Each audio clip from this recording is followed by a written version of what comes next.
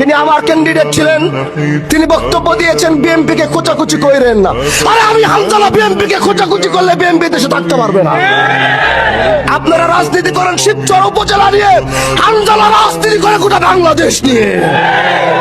MP হানজালার অসাধারণ একটি বক্তব্য। আমি বারবার বলছি, চাঁদাবাজ এবং মাদক ব্যবসায়ীদের রমজান উপলক্ষে ছাড় দিচ্ছি। রমজান আমি বারবার বলছি, যারা অন্যায় করছেন, মাদক ব্যবসা করছেন, শুধু রমজান দেখে একটু ছাড় দিচ্ছি, ভালো হয়ে যাওয়ার সুযোগ দিচ্ছি, কিন্তু মনে রাখতে হবে ঈদের পরে চাঁদাবাজদের আগুন ধরিয়ে দিব আমি। একজন চাঁদাবাজ এই শিবচরের মাটিতে থাকতে পারবে না। বাস স্ট্যান্ডে নিজে গিয়েছি, বারবার সময় দিচ্ছি, সুযোগ দিচ্ছি।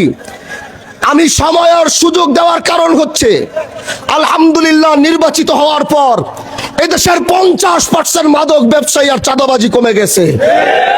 হিন্দু ভাইরা আমার কাছে ওই দিন এসে আত্মত্যাগ আর খুশি নিয়ে বলেছে, ভাই স্বাধীনতার পর এত সুন্দর করে আমরা ব্যবসা করতে পারি নাই, আজ আপনি নির্বাচিত হওয়ার পরে মাথা উঁচু করে ব্যবসা বাণিজ্য করছি, চাঁদা চাওয়ার কেউ সাহস পাচ্ছে না।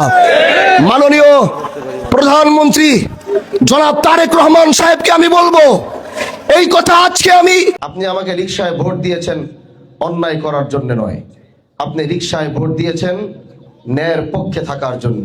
অনেকে হয়তো আমাদেরকে এখন বলেন, হুজুর আপনার নির্বাচন করেছি, রিকশায় ভোট দিয়েছি, এই কথাটা বলার পরে তারপরে এরকম কিছু কথা বলে ফেলেন যেটা আমাদের মানতে কষ্ট হয়।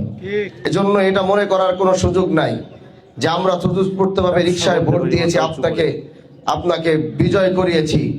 এটার মানে এটা নয় যে আপনার জন্য এখন আমি অন্যায় দুর্নীতি করার সার্টিফিকেট আমি দিয়ে দিব ওই নেতা বা ওই এমপি, কিন্তু আমি না। এজন্য এটা মাথায় রাখতে হবে যে আমার সাথে এই জন্য যদি কেউ এতে আমার উপরে রাগ করে, আই ডোন্ট কেয়ার, আমার কিচ্ছু করার নাই। আগামীতে 5 বছর কাজ করব, দেশের মানুষ যদি মনে করবে যে না তার দরকার, তাহলে ভোট দিবে, যদি মনে করবে তার দরকার নাই তাহলে ভোট দিবে না। আমরা হাজী শরিয়াতুল্লাহর বংশ, ক্ষমতায় থাকলেও এই দেশে থাকবো, ক্ষমতায় না থাকলেও এই দেশে থাকবো। কারণ এখানে যেটা পেয়েছি এটা বোনাস, এটা আপনারা দিয়েছেন। আমাদের রাজত্ব, আমাদের আধিপত্য, এগুলো নিয়ে আমাদের কোনো চিন্তা নাই। আমরা মানুষের সাথে উঠেছি, গ্রামে হেঁটেছি, মানুষের সাথে চলেছি। এজন্য এমপি সাহেবরা যখন যে চায় তখনই সে কাছে পায়। এটাই আমাদের নেচার, এটা আমাদের অহংকারের কোনো বিষয় না।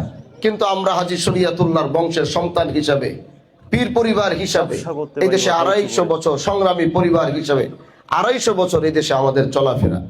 এজন্য এই কথাটা বলার উদ্দেশ্য হলো, অন্য দল আর আমাদের দলের ভিতরে আসমান জমিন পার্থক্য থাকতে হবে।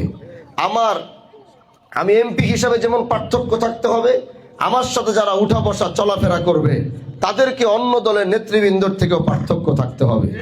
যদি আপনি অন্য দলের নেতৃবৃন্দর থেকে পার্থক্য থাকতে না পারেন, তাহলে আপনি আমার দলের কোনো নেতৃবৃন্দ হওয়ার সুযোগ আপনার নাই। এজন্য ইনসাফ আর ন্যায়ের বলায় কোনো আপোষ আগেও করি নাই, অনেক কষ্ট করেছি, আপোষ করি নাই।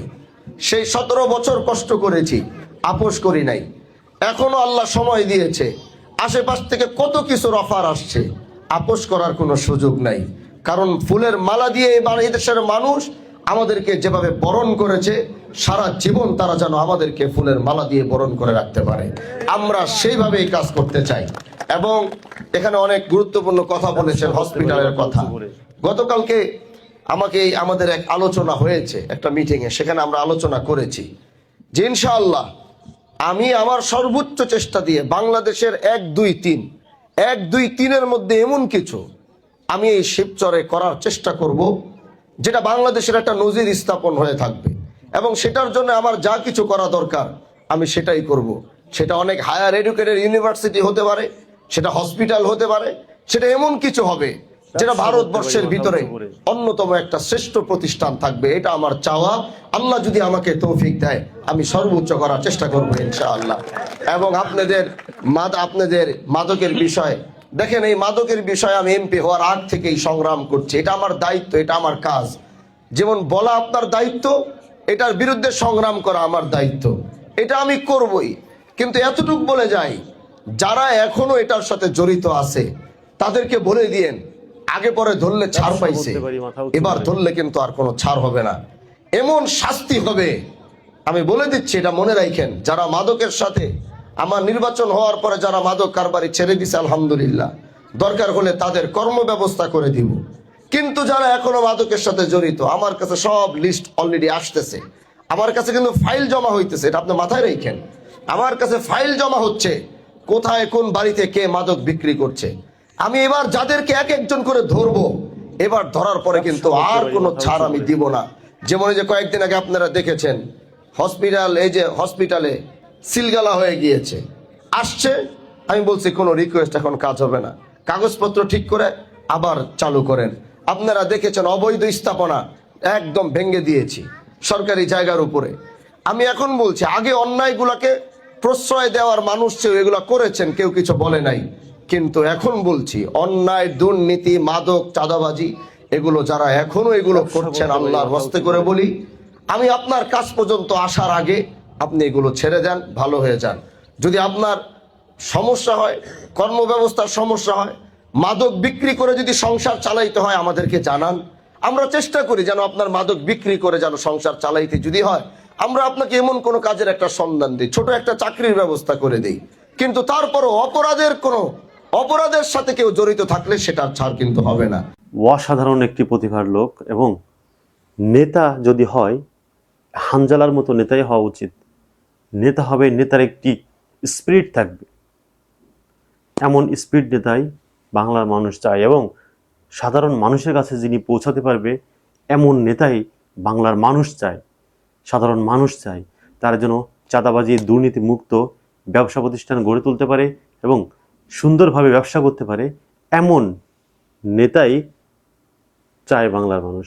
যেন সেই নেতার আন্ডারে, সেই নেতার আশেপাশে যারা থাকবে, তারা যেন চাঁদাবাজির সাথে, দুর্নীতির সাথে যুক্ত থাকবে না, এমন মানুষ বাংলাদেশের মানুষ এখন চায়। এমন নেতা যদি প্রতিটি আসনে একজন করে থাকে, বাংলাদেশ তো সোনার বাংলাদেশেই পরিণত হবে, চোরের বাংলাদেশ নয়। বঙ্গবন্ধু শেখ মুজিবুর রহমান বলে গিয়েছিলেন, সবাই পেয়েছে সোনার খনি, তেলের খনি, আর আমি পেয়েছি চোরের খনি। এই চোরের খনি দিন দিন ডাকাতে, মাফিয়ার খনিতে পরিণত হয়েছে।